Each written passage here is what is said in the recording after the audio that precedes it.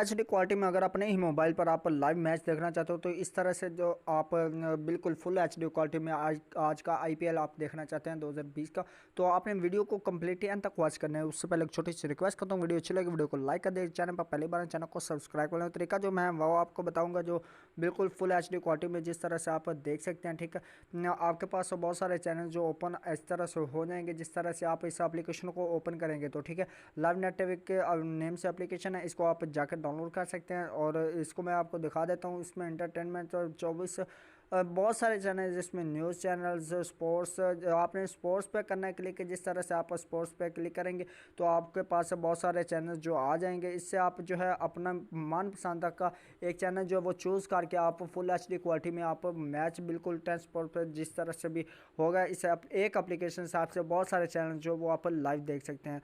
तो इससे आप वीडियो को एंजॉय कीजिए और मैच देखिए और लाइक करके वीडियो को और चैनल को सब्सक्राइब करें। Thanks for watching and all of इस बाय बाय।